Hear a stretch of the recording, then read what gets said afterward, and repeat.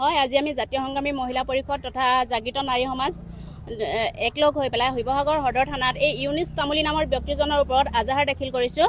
তেওঁৰ ওপৰত এজাহাৰ দাখিল কৰাৰ কাৰণ এটাই, তেওঁ আমাৰ মহিলাসকলৰ ওপৰত ফেচবুকৰ সামাজিক মাধ্যমৰ ফেচবুকৰ জৰিয়তে এটা অশ্লীল মন্তব্য আমি দেখা পাইছোঁ। তেওঁ শিৱসাগৰ আৰক্ষী প্ৰশাসনক আমি অনতিপলমে তেওঁক গ্ৰেপ্তাৰ কৰিবলৈ অনুৰোধ জনাইছোঁ। আৰু যদি শিৱসাগৰ আৰক্ষী প্ৰশাসনে তেওঁক খুব কম দিনৰ ভিতৰত গ্ৰেপ্তাৰ কৰিব নোৱাৰে, তেতিয়াহ'লে পৰৱৰ্তী আমি শিৱসাগৰ সকলো মহিলা লগ হৈ জংগী আন্দোলন কৰিবলৈ আমি বাধ্য হ'ম। ইয়াৰ কাৰণে কিন্তু শিৱসাগৰ আৰক্ষী প্ৰশাসন সম্পূৰ্ণৰূপে জগৰীয়া হ'ব। আৰু এটা কথা সন্দেহ হয়, আপোনাৰ এই ইউনুছ তামুলী বুলি কোৱা ব্যক্তিজনে যে শিৱসাগৰলৈ 100টা মিয়া আনিম বুলি কৈছিলে, সেই কথাটোৰ মানে এতিয়া সন্দেহ হৈছে কি, এই যে ড্ৰাগছ ওলাইছে শিৱসাগৰত, তেওঁ ইউনুছ তামুলীয়ে ঠিকা লৈছে নেকি, মানে তাত সন্দেহ আছে। তেওঁৰ মানে এইটো কমিশ্যন খাইছে নেকি, সেইটোৰ ওপৰত সন্দেহ আছে। আৰু ইউনুছ তামুলীক অনতিপলমে গ্ৰেপ্তাৰ কৰিব লাগিব শিৱসাগৰ আৰক্ষী প্ৰশাসনে। সমাজ শিৱসাগৰ অসমৰ জিলা সমিতি, বেতবাৰী আঞ্চলিকৰ সমিতি, কোঁৱৰপুৰৰ আঞ্চলিক সমিতি তথা সংগ্ৰামী সেনা অসমৰ জাতীয় সংগ্ৰামী সেনা অসমৰ মহিলা মঞ্চই আজি আমি ইউনুছ তামুলী নামৰ এই ব্যক্তিজনৰ ওপৰত এজাহাৰ দাখিল কৰিছোঁ। যিহেতু তেখেতে এটা সামাজিক মাধ্যমত বিৰোধ মন্তব্য কৰিছিলে আৰু সেই মন্তব্যটো মই নাৰীসকলক লৈ দিছিলে, তেখেতক মই এইটো পঢ়ি দিছোঁ। আপোনাৰ পৰিবাৰ গৰ্ভৱতী হোৱা নাই নেকি? তেনেহ'লে এতিয়াৰ পৰা আৰু চিন্তা নাই, মাত্ৰ এটা সাধাৰণ উপায় অৱলম্বন কৰি আপুনি সন্তানৰ মুখ দেখিব পাৰিব।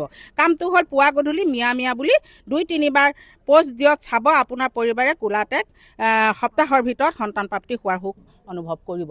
গতিকে এই নিৰ্লজ্জ ব্যক্তিজনক অনতিপলমে গ্ৰেপ্তাৰ কৰিবলৈ আমি আৰক্ষী প্ৰশাসনক দাবী জনাইছোঁ। আৰু যিহেতু এইজন নেতা স্বয়ম্ভূ নেতা, বাঘেদা বুলি কয়, কিন্তু এজন বাঘেদা নহয়, এটা মেকুৰী হয়। আৰু তেখেতে আমাৰ মুখৰ আগত আহি দম আছে যদি কওকহি, যিহেতু তেখেতে য'তে যায় ত'তে মাৰপিট কৰে বা ঘৰৰ সন্মুখতো তেওঁক মাৰপিট কৰিছিলে। আৰু যিহেতু তেওঁ গৰু দালাল কৰে, ছাগলী দালাল কৰে, হাতী দালাল কৰে, ঘোঁৰা দালাল কৰে, মতলব নাই আমাৰ। কিন্তু নাৰীসকলক লৈ যিটো তেওঁ মন্তব্য কৰিছে, ইয়াত আমাৰ ডিমত আছে।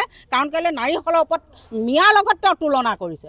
আমাৰ এটা সন্দেহ উপজিছে, তেখেতৰ মাতৃয়ে কেনেকৈ সন্তান প্ৰসৱ কৰিছিলে, তেওঁক কেনেকৈ জন্ম দিছিলে, সেইটোৰ ওপৰত আমাৰ প্ৰশ্ন হৈছে। আৰু দ্বিতীয়তে আমাৰ নাৰীসকলক এনেকুৱা কোৱাৰ অধিকাৰ ক'ত পালে? আৰু এই নেতা বুলি নকওঁ, এজন সাধাৰণ বেটাৰী চালক হয়। আমি জনাত তেখেতক বাৰে তেখেতক এজাহাৰ দিয়া হয়, কিন্তু এজাহাৰ দিয়াৰ পিছতো আৰক্ষী প্ৰশাসনে কিয় তেখেতক এৰেষ্ট নকৰে? কি কথা থাকিব পাৰে? তেখেত ইমান ডাঙৰ মানুহ হৈ গ'লনে?